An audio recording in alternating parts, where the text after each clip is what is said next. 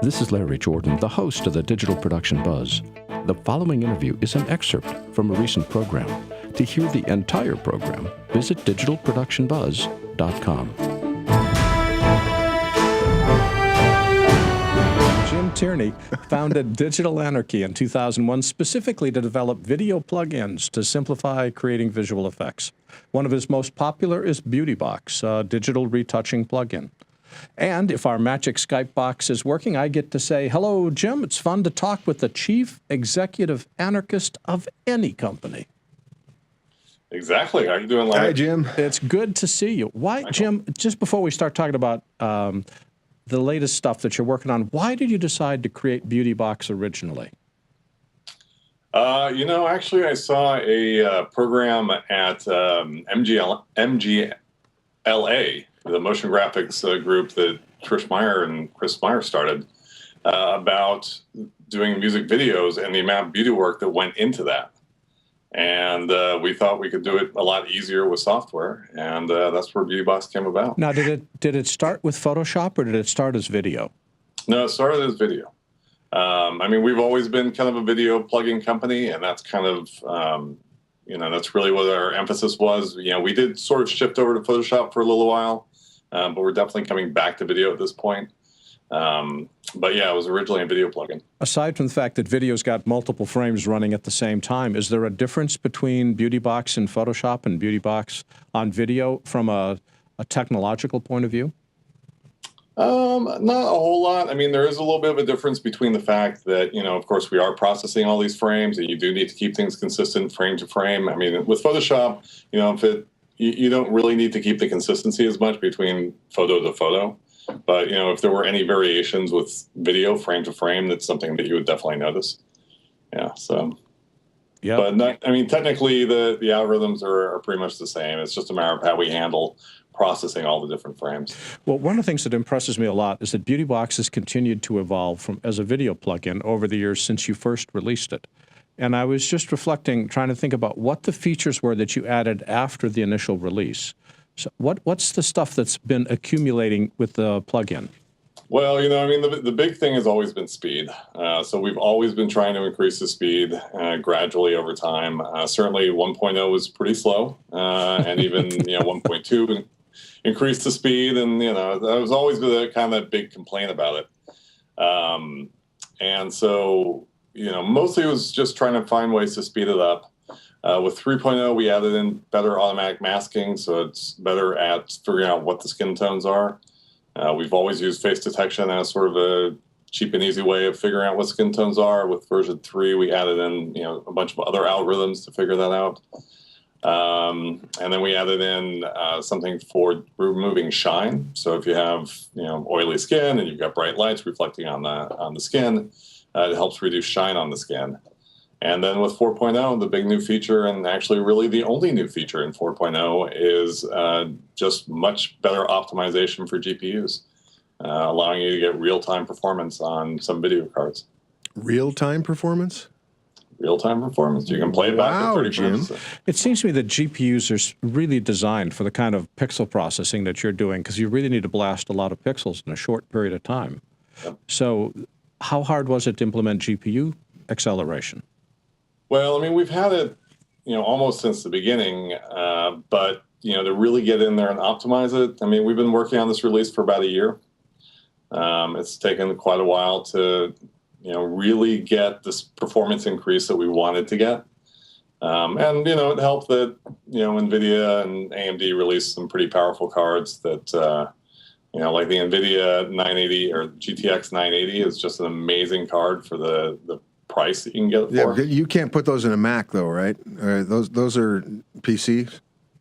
Yeah, they're PC. If you have an older Mac Pro, there is a way to sort of do a Franken machine version of it and get maybe not the 980, but we have a Titan board, which is actually a little bit better than the 980. And those 980s, took an external power supply and running in through one of the back of the Mac. But we got it working. It's great. It's like super fast on this old Mac Pro that we have. It's got its own awesome. Got its own air conditioner in the back. You have one of those, I think, back there somewhere. I do. Yeah, it now has an extra air conditioner. Jim, what makes, just out of curiosity, what makes adding GPU support so hard? And it's, speaking as a non-developer, I don't even have a clue. What's the challenge? You don't just flip a switch and say, wake up GPU? No, I mean, it's a little bit more involved than that. And also AMD and NVIDIA use different APIs. So we have, there's NVIDIA CUDA, which is their own separate deal. There's OpenCL, which, AMD uses. And of course, you really want to use for, the new Mac Pros. But yeah, I mean, they're each their own sort of different language, and you really need to, it's just how you push the pixels through these different APIs and get them onto the cards in a very efficient way. So, and I'm not really explaining it very well, but yeah, there's a lot to managing how the pixels and the memory and everything sort of works, and getting it quickly onto the card and off to the card. Now, bottom line, though, if us who lives depend on your products, should we be using a beefy HP workstation with a giant NVIDIA card to pump all this stuff through, or can we get away with a MacBook Pro? I mean, it depends on what you're doing. I mean, if you're doing a lot of effects-heavy work, you're much better off with the HP workstation for sure. If you're doing a lot of editing, mostly type stuff, then, the MacBook works great.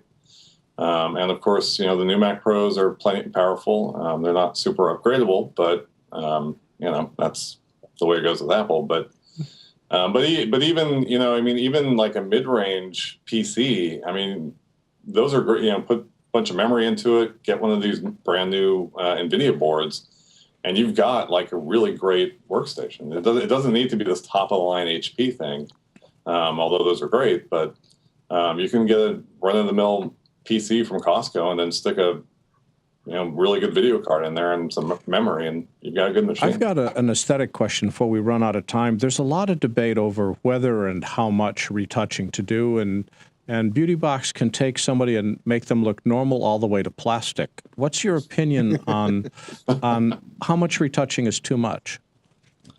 I mean, the goal of BeautyBox is really to keep things looking realistic. It's really just applying a layer of digital makeup. That's really what we strive for. From the beginning, that's the way that we designed it. You certainly can push it to being more plastic, but ultimately, people can tell. You really want to make it look like it's just a layer of digital makeup. You don't want people to notice that the effect has been applied, and they will, because it's like you can't make someone who's 50 look like they're 25. As much as I would like that to be the case, but we have not figured out a way to do that realistically. But you can easily take 10 years off somebody and have them look great and not have it apparent that there's any effect applied at all. I hope that you come out with Jowl Shaper. Bring it up a little bit here. I'll get some Scotch tape for you, Mike. It'll be great. What are you looking at for the future? Any special features you're keeping your mind open on? For the time being, we've got some other stuff that we're working on. Certainly, we need to speed up Flicker Free. That's one of our other plugins. We've got a number of other video plugins that are in the works. We might be showing them at NAB. We'll see. We'd like to be. Yeah, Jim will be at the Plug-In Pavilion and hopefully at the Super Meet too. And so you'll get a chance to do one-on-one with Jim and all his cool products. Jim always has cool products. Yeah. Jim, come out with more cool video products for sure. For people that want to keep track of all the cool products that you've got, both old and new, what website can they go to? It's digitalanarchy.com. That's all one word, Digital Anarchy, ANARCHY. I practiced spelling it, digitalanarchy.com. And Jim Tierney is the president and chief executive anarchist. Jim, it's been fun chatting with you today. Thanks for joining us. See you in a couple weeks, Jim. Thanks for having me. Take care, guys. Bye-bye.